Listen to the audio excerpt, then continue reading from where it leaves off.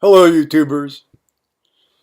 Joe Kersey here, back on Saturday, October 4th, 2014 at 11:30 in the morning Eastern Daylight Time with another episode of October Autobiographies.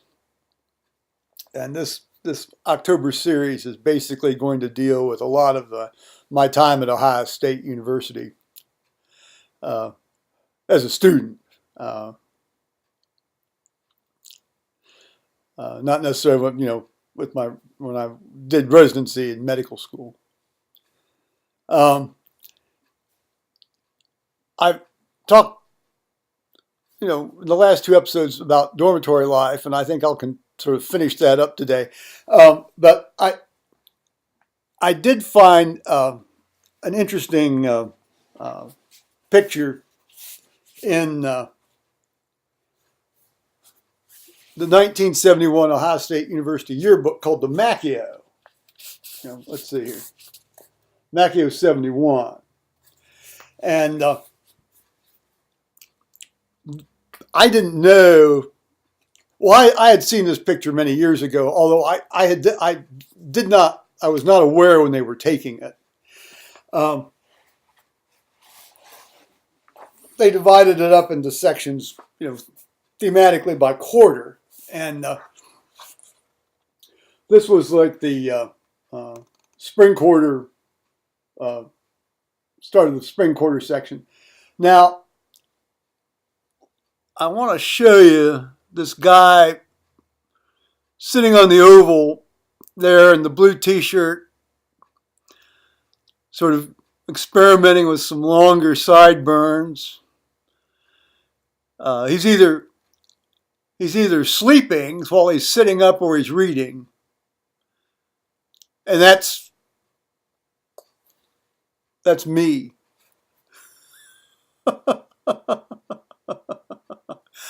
That had to have been taken before the riot started in May. Well, no, that was in 71. Well, so that had to be taken, spring quarter of 1971, before my friend and I went over to Europe for 2 months. Of course, we did that in the summer. But that year, which was my sophomore year, I spent a lot of time on the oval as much as possible, and particularly in the spring. I mean, it's just so nice up there on the oval in the spring. I don't know whether it is now, but it was then. And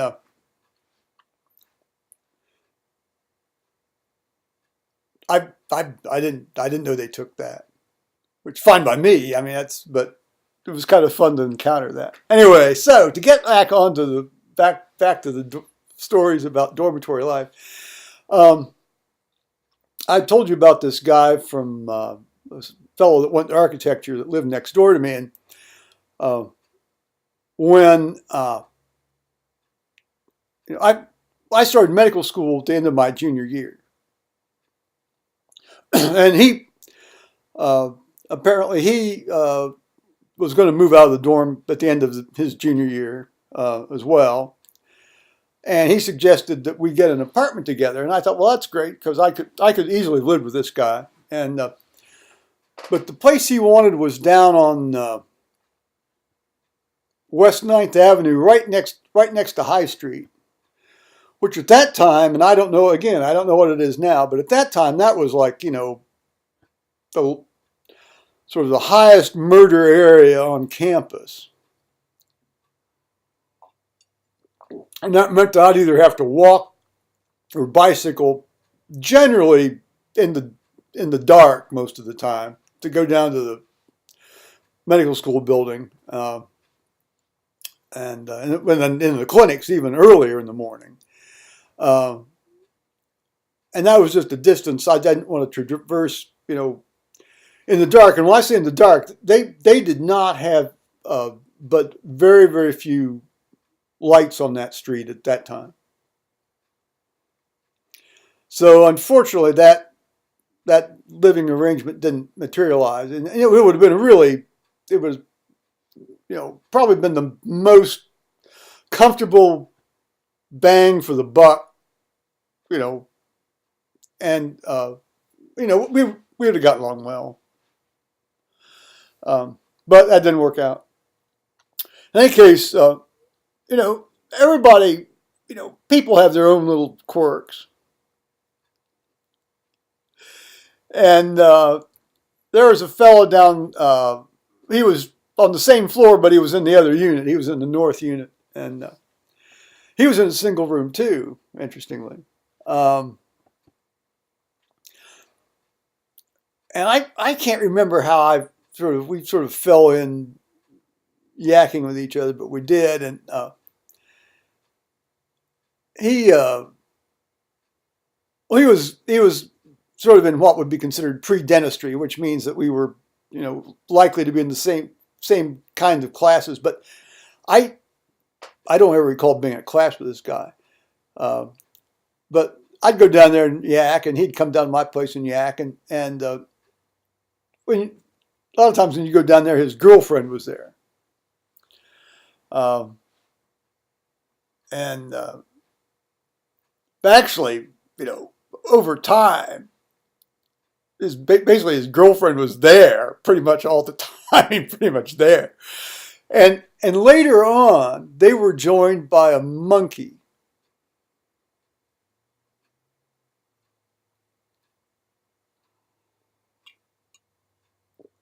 I can't remember her name. Yeah, that might hit me. It's irrelevant. But anyway,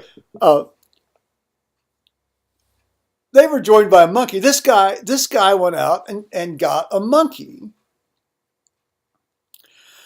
I don't know what sub-variety of monkey, but he got this monkey. And he kept it in diapers.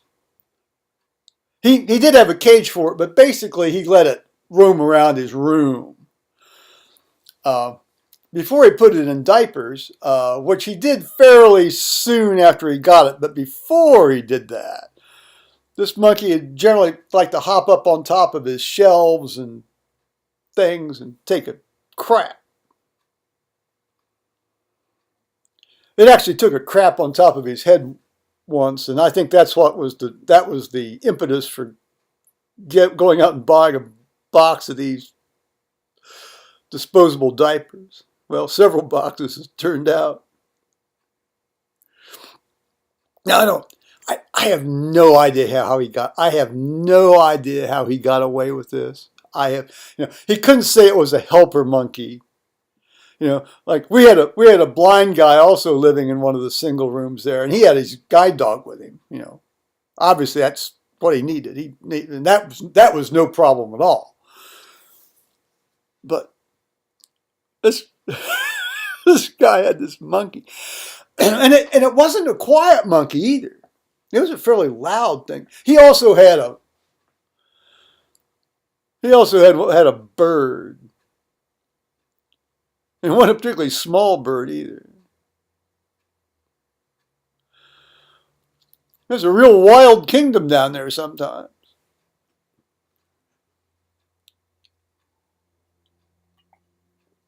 He's now a dentist in it's either Circleville or Chillicothe, and he married this woman. He married this girlfriend. I just wonder what sort of animal menagerie they've got in their household. And there was another fellow, again, but he was in the east wing of the south unit, and he also lived in a single room. And I ran into him in chemistry, during chemistry classes, various chemistry classes, and he was a chemistry major. And he had a very dry, wry sense of humor. He was very precise. And so I sort of saw it was my role to loosen him up from time to time.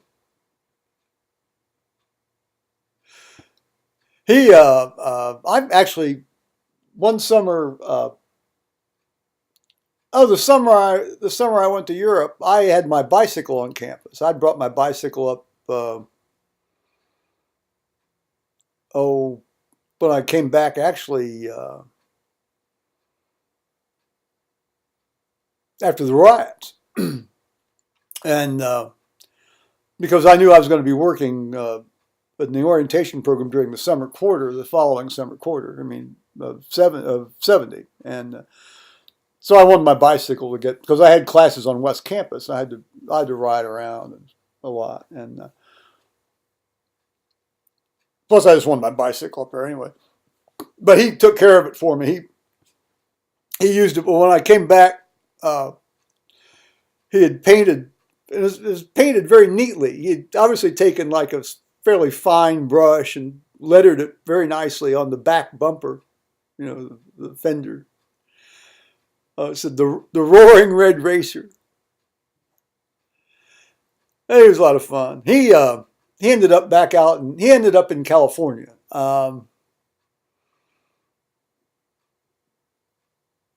He was originally from the Cleveland area, I think.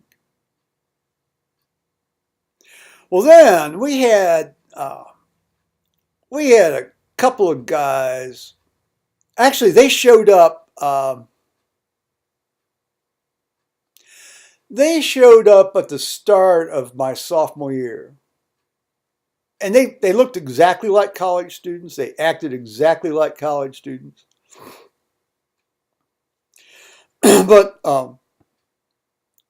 they had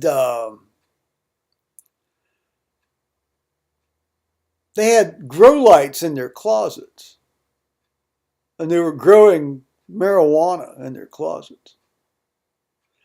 And not only were they growing marijuana in their closets, I mean, they were smoking and dealing this stuff.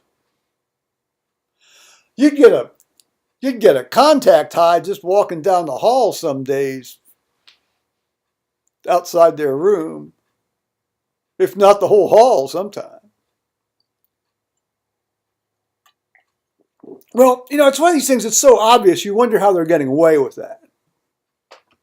Well, that became a little clearer in the during the riots in May of 1970, because I saw these guys on the Oval, and they were pointing out people to the cops to arrest. So it turns out these guys were undercover cops. That explains how they were allowed to get away with all this stuff. And they had been planted there. I mean, they had been planted there for several months in advance. So you wonder what the full story was. But anyway, they were undercover cops, and when school reopened, after the 2-week shutdown, these guys were gone. Their room was completely cleaned out. They were gone.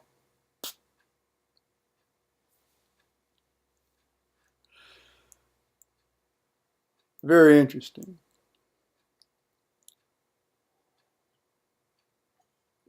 Well, and since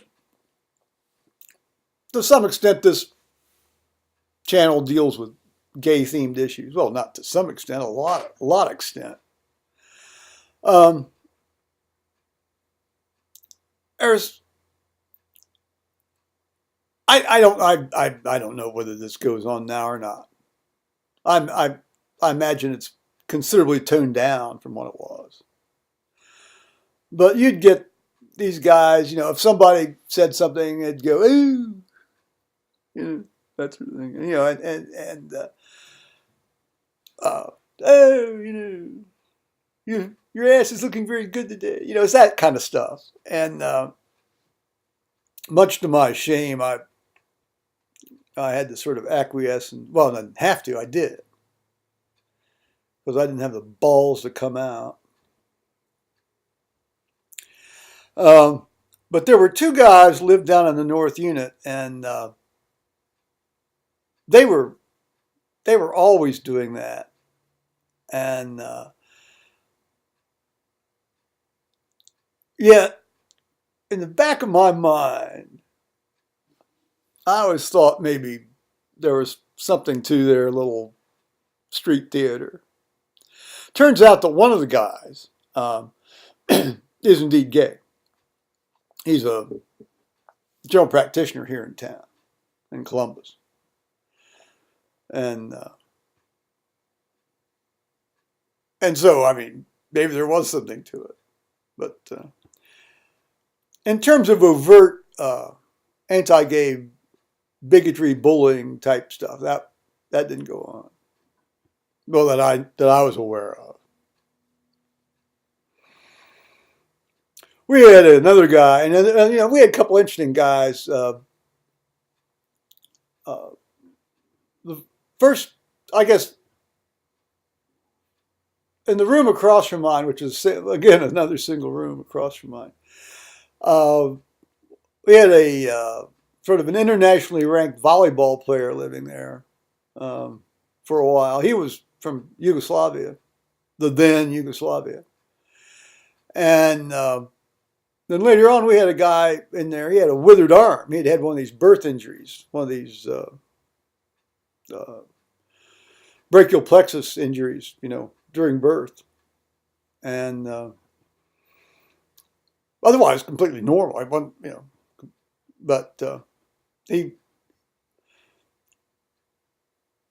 he was across the hall there for a while. He was funny. He was funny as anything. He'd say some most off the wall things. And then we had a guy in the corner room, catty cornered from me. He was his goal in life was to be a professional water skier, which he ultimately achieved. And he had been part of a performing water skiing troupe up there on a lake up there near Cleveland, or just south of, well, the Akron-Canton area. And he didn't want to go to Ohio State. He didn't want to go to college. You know, his dad made him go to college. You're going to college. So his goal was to actively try to flunk out. I mean, actively try to flunk out. You know, he rarely went to class.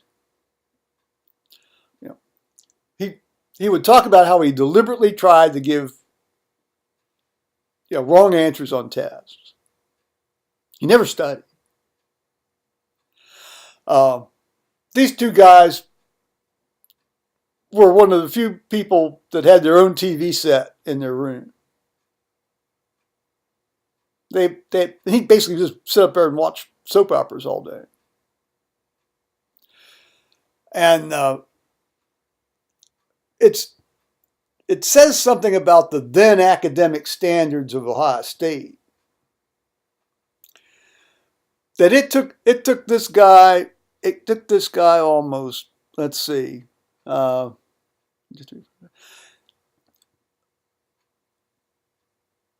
quarters to get kicked out.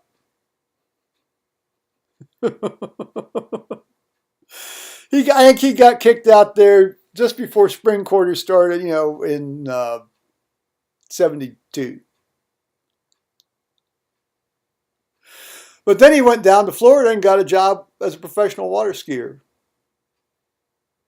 So he got his wish, he got his dream. Good for him. He was a nice guy. He was very dim. There was one night, apparently he had gone out and picked up some young woman. And after they had sex, turns out, I guess, she told him that she had some sort of disease or something. Oh, now she tells him. He comes over and knocks on my door. This is like 2 a.m. Knocks on my door. And I get up, and let him, you know. And he's completely naked, and he's waving his dick around, and he says, "Is this okay? Is this okay?" And I didn't quite get his drift at first. And he says, "I just, you know, stuck this in this girl, and she said she had, I don't know, It wasn't clap, but I don't know. She said she had something. Well, this got him all in a state. She says, "Is it okay?" I said, "Well, I don't know." I said, "Look at it." He says, "What do I do?" I said, "Well, why don't you go down and wash it in the sink?" And it was a communal bathroom. So he went down there, and he came back and he knocked on my door again. I said, "Well, how'd it go?" And his dick was really red and raw. He had gone down there with a Comet cleanser and a brush. And scrubbed his dick down. So, you run into all sorts of folks in dorm life. And then I mentioned this guy's TV habits. Most people, when they wanted to watch TV, they went downstairs they had a fairly good sized sort of assembly room down on the ground floor. And they had what passed for a big screen TV then down there. And you'd go down there and you'd look at TV, you watch TV. And generally on a Friday or Saturday night around 10:30, 11 o'clock, I might go down there. I'd go down there and maybe watch for an hour or so. Take a cup of coffee, and go down and watch a bit, shoot the breeze, But that just shows you how things have changed. I mean, now I imagine there's TV in every college room in the country. Hell, maybe provided by the school, for all I know. Well, and then I'm going to tell you one last story, and then I'm going to get out of here. As I may have remarked in other videos, I rarely ever get hungover. But my very, very first hangover was in fall of 1970. I had gone over. These guys from Lebanon lived in Smith Hall, which was just immediately south of East Baker Hall. And I'd gone over their room. I'd go over there from time to time, and they had this 151 rum, 151 proof, 151 proof rum. And I don't know, they may have even had straight sort of white lightning type stuff, albeit not bootleg, but you can buy grain alcohol, 180 proof alcohol. And they may have cajoled me and having a couple, 3 hits of this, albeit sipped slowly, none of this belting it back nonsense.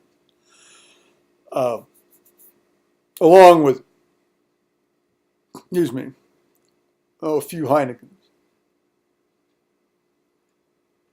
Well, then the next, suddenly before I knew it, I'm waking up face down in the sort of the library lounge, sort of formal lounge affair on the ground floor of East Baker Hall. I don't know, maybe somebody brought me back. Maybe I found my way back there and decided, this is a room I've not been in before. I'll just check this out. Anyway, I was face down on the couch, fortunately face down, although I hadn't puked.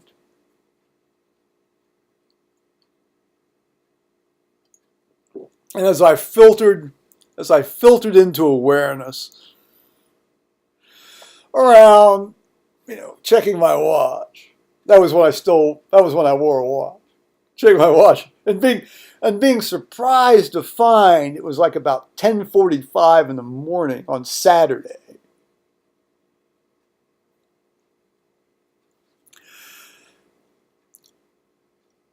As I filtered into awareness, the dorm director walked by because his apartment was right off that room,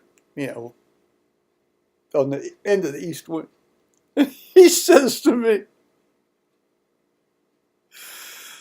"I see that I see that you've started to fit in well.